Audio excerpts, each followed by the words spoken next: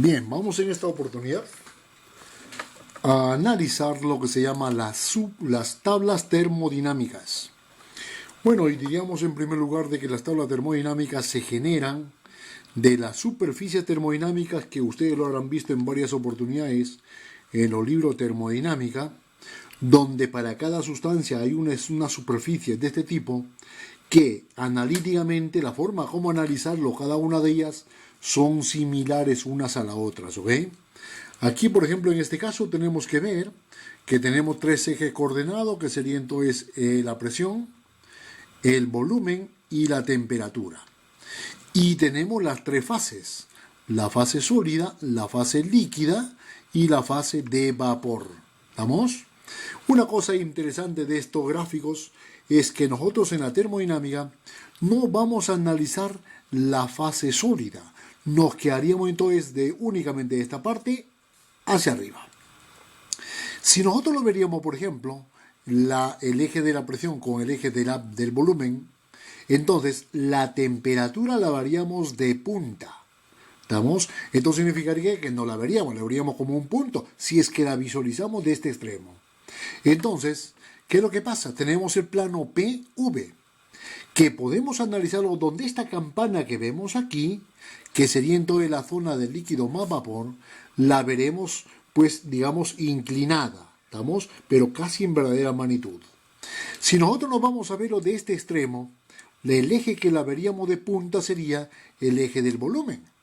Por lo tanto, las coordenadas o el plano correspondería al eje de la presión y el eje de la temperatura.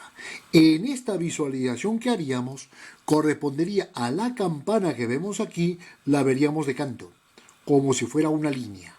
Una línea. ¿Estamos? Y así nosotros podemos visualizar también, ya hemos visto P, el V, el P, el T, puede ser el T y el V. Para el T y el V nos imaginamos de que el T lo ponemos a este extremo. Y el T por acá y el V por acá, también tendríamos que ver una campana de rigor en ese plano TV. ¿Ok? Y esos son los planos coordenados que a la final se los llama los planos termodinámicos. ¿Ok? Planos termodinámicos de las sustancias. Que la sustancia que nosotros vamos a estudiar va a ser el agua. Pero lo que vamos a hacer con el agua se harán con los demás planos. ¿Ok? Para el H2O. Ya hemos visto las superficies termodinámicas y hemos visto que de las superficies termodinámicas sacamos tres planos. El primer plano vendría a ser el plano PV, el P, y el volumen puede ser el volumen total o el volumen específico, donde en este plano veíamos una campana y dentro de la campana estaría en toda la fase líquido-vapor. También vimos un plano que vendría a ser entonces el plano PT, donde en este plano PT no vemos la campana, sino la campana lo vemos de costado. O sea, veríamos una curva de este tipo, de canto. Y también teníamos el plano T, el plano TV, donde en este plano TV también veríamos una campana. Pues bien, ¿qué es lo que tenemos que analizar entonces en cada uno de ellos? Si nosotros completaríamos esta gráfica, que es un poquito más simple que las otras, diríamos, esto corresponde al líquido, lo que está abajo de la curva corresponde al vapor, y si nosotros completamos con el sólido, diríamos, esta es la zona del sólido, y esta es una interfase para pasar de sólido a vapor, sublimación. Líquido a vapor, esta es la curva de vaporización o de licuación, y esta es la curva para pasar del sólido al líquido, que sería entonces la fusión o solidificación. Pues bien, esto sería entonces en este plano. Pero vamos a analizar en este plano qué es lo que pasa. En este plano, como yo tengo la P, todas las horizontales van a ser a presión constante. Todas las verticales van a ser a volumen constante. Aquí en este plano también presión constante, una horizontal, y una vertical correspondería a temperatura constante. En este plano, una línea horizontal sería temperatura constante, una isoterma, y en una vertical sería a volumen constante, ¿ok? Pero bueno, vamos a ver entonces cómo sería en este plano que no tenemos la temperatura, cómo sería una isoterma. Primero de lo primero decir de que este punto máximo donde llega la curva se lo llama el punto crítico. Y el punto crítico también sería esto, y el punto crítico también es este. O sea, esto sería su temperatura crítica del agua. Esto sería el punto crítico. Esto sería su presión crítica, el valor de la presión crítica correspondería a este valor, y el volumen crítico correspondería aquí y acá, porque estamos analizando el punto crítico. Pues bien, la isoterma en este plano, la crítica va a ser de esta manera. Esto sería la temperatura, o sea, todos los estados que están en esta curva están a temperatura crítica y por lo tanto todos los estados la temperatura se mantiene constante. Ahora, otra isoterma, por ejemplo, de menor valor que la crítica, puede ser esta, por ejemplo. Esto sería una temperatura menor que la isoterma, pero también constante, o sea, es una isoterma. Ahora digo, y si estoy en la fase, en esta zona, por encima de la temperatura crítica, ahí estamos en lo que se llama el gas. Cuando estamos por debajo de la temperatura crítica, esta zona es la zona del vapor. Esta zona que vemos aquí es la zona del líquido. ¿Estamos o no? Ahora, lo tenemos por acá, líquido, vapor, sólido. En este plano, ¿qué es lo que pasa? Aquí tenemos temperatura y volumen. ¿Cómo sería la curva de la presión constante? Una isóbara sería entonces de este tipo. Esta es una curva a presión crítica, por lo tanto todos los estados están sometidos a esta presión. Otra presión menor que la crítica, pues sería por ejemplo esto, que es una presión menor que la crítica, pero también constante. Todos los estados estarían a presión constante. Bien, ¿qué es lo que pasaría, por ejemplo, en este estado si yo quisiera analizar este estado 1, que quisiera pasar del 1 al estado 2 y de ahí a este estado 3? Voy bajando, como es una vertical, la variable que se mantiene constante sería la temperatura. O sea, voy a pasar del 1 al 2 y al 3. Yo diría, en el estado 1 tendríamos solo agua líquida. Voy a imaginarme que diría entonces el estado 1 sería entonces solo agua líquida, un cilindro pistón, donde tendría entonces agua líquido. Bajamos la temperatura disminuyendo la presión, pero manteniendo constante la temperatura. Entonces, si disminuyo la presión, significa que el émbolo tengo que levantarlo para disminuir la presión del líquido. O sea, el estado 2, donde ya hay un equilibrio líquido-vapor, sería el mismo cilindro pistón, pero con el émbolo más arriba porque he disminuido la presión.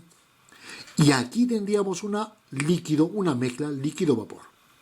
¿En qué proporción están el líquido-vapor en este plano? No se puede saber, puesto que aquí es un punto esa mezcla líquido-vapor.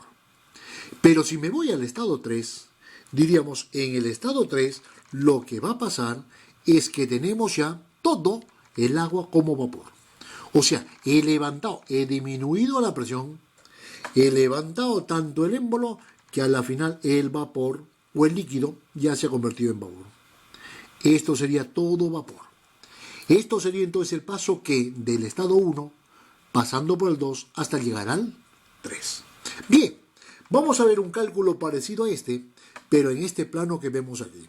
Y voy a empezar, por ejemplo, de este estado. Estado 1, que sería entonces líquido. De aquí me voy a este estado 2. Tomaría este estado intermedio 3, el estado 4, hasta llegar a este estado 5. Se me iría haciendo esta trayectoria. ¿Estamos, no? Entonces yo digo, por el medio del experimento que estamos haciendo, el estado 1 sería un cilindro pistón, pero con únicamente agua líquido. Al irme en horizontal, estoy manteniendo constante la presión. O sea, manteniendo constante la presión lo dejo, el émbolo lo dejo su libre albedrío, que puede subir o bajar, pero ¿qué es lo que pasa con la temperatura? La temperatura de este estado, la isoterma de esto, sería esta. Y esta isóterma cuando está más abajo es de menor valor que la que está más arriba. O sea, está pasando de una temperatura T1 más pequeña que la temperatura T2, porque esta isoterma está a una temperatura menor que esta.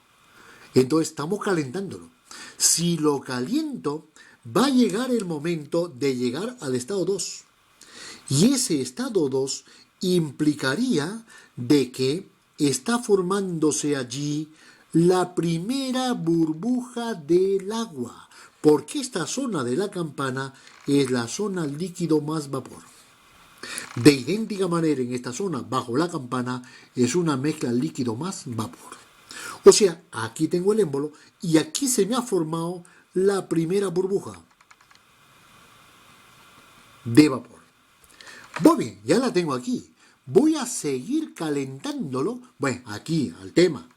Es que aquí todo proceso del 1 al 3, fíjate que lo que pasa, del 1 al 3 la temperatura se mantiene constante, pero del 2 al 3 la presión también se mantiene constante.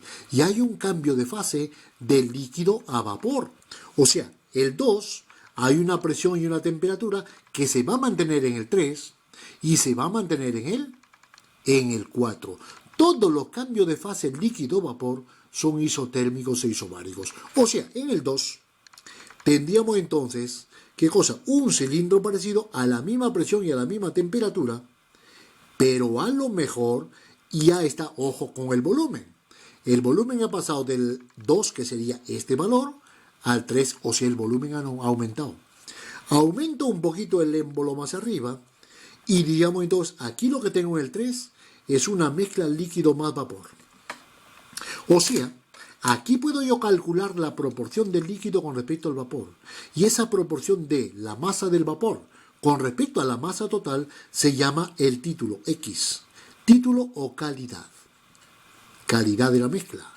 Y esto vendría a ser la masa del vapor entre la masa total del líquido más vapor.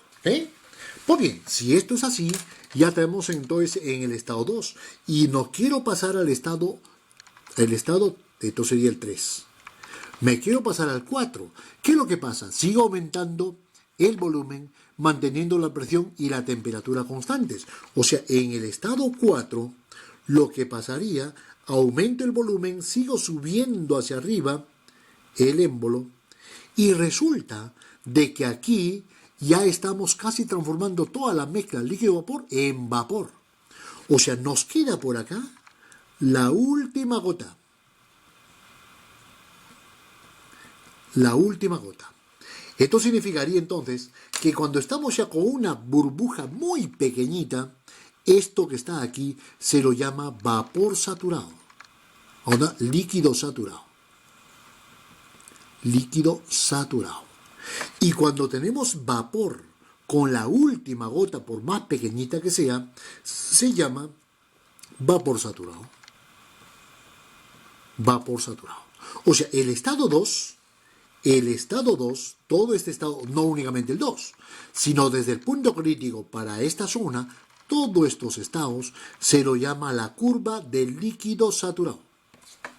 Eso es el 2, líquido saturado. Y la otra zona, que del punto crítico hacia la derecha, como está en contacto con el vapor, se llama del vapor saturado.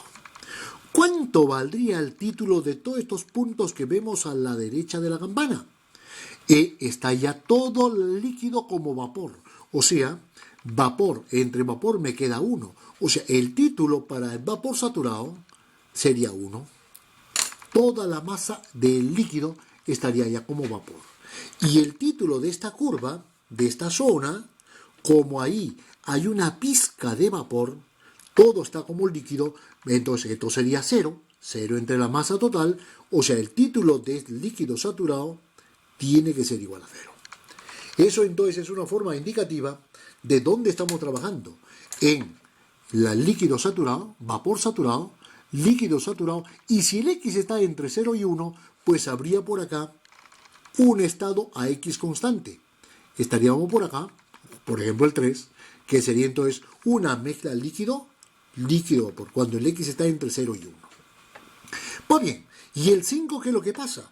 Para el 5, lo que pasa con el 5 es que nos vamos del 4 a temperatura constante, aumentamos el volumen, bajamos la presión y llegamos a vapor. O sea que nos quedaría para el 5 de esta manera. Tenemos aquí, aumentamos el volumen, un poquito más grande que este, aunque no se lo vea. Entonces digo, esto ya sería un vapor y ese vapor se llama vapor sobrecalentado. O sea, esta zona que ves aquí no es solo V, se lo llama vapor sobrecalentado. Y ahora termodinámicamente el líquido no será líquido, sino se lo llama, esta zona se lo llama líquido comprimido. Y esta zona del vapor, vapor sobrecalentado. Amigo, y eso es lo que pasa entonces con el otro diagrama que tenemos al otro extremo, aquí. Esta zona sería la zona por abajo de la presión, el líquido comprimido, la mezcla líquido-vapor, perdón, y esto sería la zona del vapor sobrecalentado. Ese es lo que tenemos ahí de primera intención. ¿Está ubicado? Bien, ahora digo, vamos a analizar entonces ahora lo que se llama los grados de libertad. Y para los grados de libertad nos vamos a lo que es el intermedio. Aquí, voy a borrar, colocar aquí grados de libertad. Grados de libertad. Primero, ¿qué se llamaría grados de libertad en este proceso termodinámico de la tabla de vapor? Grados de libertad. GL. La definición del concepto. Grados de libertad sería entonces el número mínimo de variables intensivas. Mínimo de variables intensivas que se debe conocer.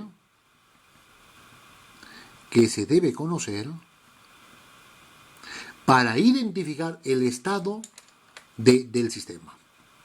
Para identificar el estado del sistema. En este caso, el estado del agua. Ahora, ¿cómo se cuantifican los grados de libertad? Esos grados de libertad se va a cuantificar de esta manera. Grado de libertad sería componente, o sea, el número de sustancias, menos fases, cuántas fases hay, líquido-vapor o mezcla líquido-vapor, más 2. Ese 2 viene porque aquí tiene que estar obligatoriamente la presión y la... ¿Y por qué P y T? Porque son las magnitudes que fácilmente se pueden medir. Por eso se da como importancia en los grados de libertad esas dos intensivas. Pues bien, esta es la fórmula del grado de libertad. Voy a cuantificar los grados de libertad para el estado 1, que sería entonces el estado 1, el estado 2, donde estamos en la curva de equilibrio, y el estado 3, que sería para el vapor. Entonces digo, grados de libertad para el estado 1. El estado 1 sería entonces este estado. Entonces digo, componentes. Componentes es el agua, una sola sustancia. 1, que es el agua. Menos fases. La fase del estado 1 es solo líquido. 1, que es el líquido. Más 2. Observo que esto se va con esto y me queda 2 como grado de libertad. Esto sería entonces 2, que tiene que ser la presión y la temperatura. Ambos. O sea que para conocer un estado de esta zona del líquido necesito una presión y una temperatura. Como mínimo. Las demás se calculan, las demás intensivas, en base a estas dos conocidas P y T. Pues bien, ahora digo, me voy al estado 2, grado de libertad en 2, del estado, este estado. Sus componentes, que sería 1, que sigue siendo el agua, fases 2, vapor y líquido, 2 más 2. Ahora se me van estos y me queda 1. O sea, o solo P o solo T, una de las dos. Con una de las dos en este estado, puedo identificar o calcular las demás propiedades intensivas. ¿Está bien? Pues bien, seguimos cuantificando grado de libertad en 3. En 3 sería entonces, en este caso, componentes 1, que sería el agua, fases 1, que sería ahora el vapor, y más 2. Se nos va, y de nuevo retornamos al 2. O sea, la P y la T. Esos son entonces lo que significa los grados de libertad y las magnitudes primeras que debemos conocer para identificar un estado de una